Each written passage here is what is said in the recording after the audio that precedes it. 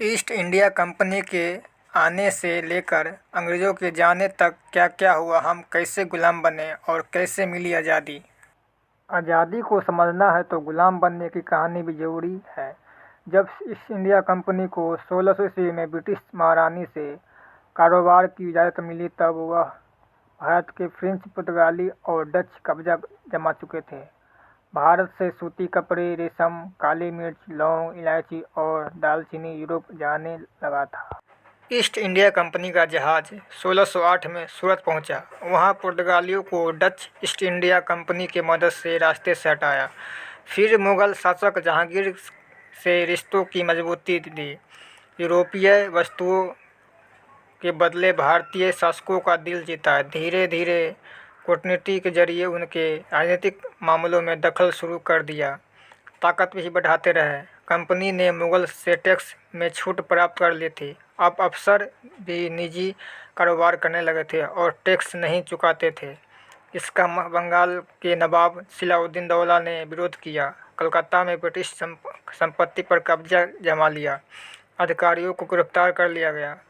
तब कंपनी का एक और गढ़ था मद्रास, आज का चेन्नई में। वहां से रॉबर्ट क्लाइव नौसेना लेकर आए और 1757 में सिराजुद्दौला से प्लासी का युद्ध लड़ा।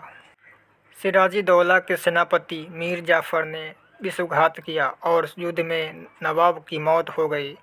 1757 में प्लासी के युद्ध के बाद रॉबर्ट क्लाइव और मीर जाफर की गद्दारी की वजह से बंगाल के नवाब सिराजुद्दौला को हार हो गई थी और ईस्ट इंडिया कंपनी को भारत में पहली बड़ी जीत मिली थी। 1757 के युद्ध के जीत को लेकर प्लासी में अंग्रेजों ने एक मेमोरियल बनाया था। कुछ साल पहले वहां सिराजुद्दौला की प्रतिमा स्थापित की गई है, ताकि यह भी नई पीढ़ी जान सके कि अंग्रेजों के खिलाफ आवाज़ उठाने वाला पहला शख्स सिराजुद्दौला था, जिसे मीर जाफर की गद्दारी की वजह से सहायता मिली। जल्द ही कंपनी को लगने लगा कि कठपुतली नवाब काम नहीं दे आएगा, सत्ता अपने हाथ में होनी चाहिए। तब 1765 में मीर जाफर की मौत के बाद कंपनी ने रियासत अपने हाथ में ले ली। मुगल सम्राट ने कंपनी को बंगाल का दीवान बना दिया गया, यानी कंपनी बहादुर अस्तित्व में आया। अंग्रेज़ों के सामने दो बड़ी चुनौतियां तब भी थी। दक्षिणी में टीपू सुल्तान और विध्वंसी में दक्षिण में मराठा। टीपू ने फ्रेंच व्यापारियों से दोस्ती कर ली थी, सेना को आधुनिक बना लिया था। वही मराठा दिल्ली के जरिए देश पर शासन करना चाहते थे। कंपनी ने टीपू और उनके पिता हैदर अली से 4 युद्ध लड़े, लेकिन 1799 में टीपू श्रीरंगपट्टनम की जंग में मारे गए। इसी तरह पानीपत की तीसरी लड़ाई में हार के बाद मराठा साम्राज्य टुकड़ों में बंट गया था। 1819 में अंग्रेजों ने पेशवा को पुणे से लाकर कानपुर के पास पिथौर में बिठा दिया। इस बीच पंजाब बड़ी चुनौती बना रहा था। महाराजा रणजीत सिंह जब तक रहे तब तक उन्होंने अंग्रेजों की दाल नहीं गलने दी, लेकिन 1839 में उनकी मौत के बाद हालात बदल गए। 2 लड़ाइयाँ और हुई। इस 10 साल बाद पंजाब पर अंग्रेज काबिज हो गए। 1848 में लॉर्ड डलहौजी विलय नीति लेकर आए। जिस शासक का कोई पुरुष उत्तराधिकारी नहीं होता था, उस रियासत को कंपनी अपने कब्जे में ले लेती। इस आधार पर सतारा, संभल, उदयपुर, नागपुर और झांसी पर अंग्रेजों ने कब्जा जमा लिया। इनसे 1857 में क्रांति के बीज बोए। सीताराम पांडे ने फ्रॉम रियाल्स टू सुधार स्मरण में लिखा है कि यह सबको लग रहा था कि अंग्रेज भारतीय धर्म का सम्मान नहीं करते। नाराजगी तो थी, लेकिन जब यह खबर आई कि नई बंदूकों में कारतूसों पर गाय और सूअर की चर्बी का लेप है, तो कंपनी में सिपाही भटक गए। 1857 में मेरठ में सिपाही विद्रोह के चलते मंगल पांडे को फांसी पर चढ़ा दिया। वहां से उठी चिंगारी ने झांसी, अवध, दिल्ली, बिहार में क्रांति को हवा दी।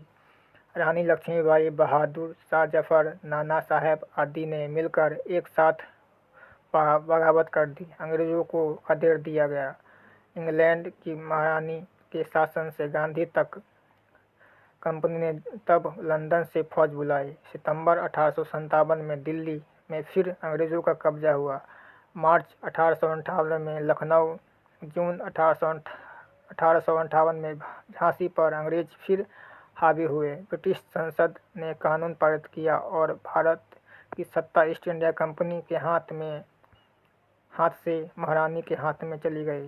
ब्रिटिश मंत्रिमंडल के सदस्यों को भारत का मंत्री बनाया गया। उसकी मदद के लिए ईस्ट इंडिया काउंसिल बनाई गई। गवर्नर जनरल अब वायसराय था, यानी इंग्लैंड के राजा रानी का निजी प्रतिनिधि। इस तरह अंग्रेज सरकार ने सीधे सीधे भारत की बागडोर संभाल ली थी। 1858 में जब ब्रिटिश राज आया तब उसके कब्जे में आज का भारत, बांग्लादेश, पाकिस्तान और बर्मा था। वहीं गोवा और दादर नगर हवेली पुर्तगाली कॉलोनी थे, जबकि पुडुचेरी फ्रेंच कॉलोनी। ब्रिटिश शासन आते ही तटीय इलाकों यानी मद्रास, बॉम्बे, कोलकाता और उसके आसपास के पुणे जैसे शहर पढ़ाई लिखाई के बड़े केंद्र बन गए।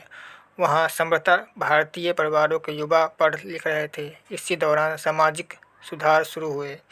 दिसंबर 1885 में रिटायर्ड ब्रिटिश अधिकारी एलन ऑक्टोवियन ने ब्रिटिश शासन और भारत की सिविल सोसाइटी में संयमन की भूमिका निभाने भारतीय राष्ट्रीय कांग्रेस बनाए। उसका उद्देश्य आज़ादी की लड़ाई लड़ना नहीं, बल्कि ब्रिटिश शासन में अपनी भूमिका निभाना था।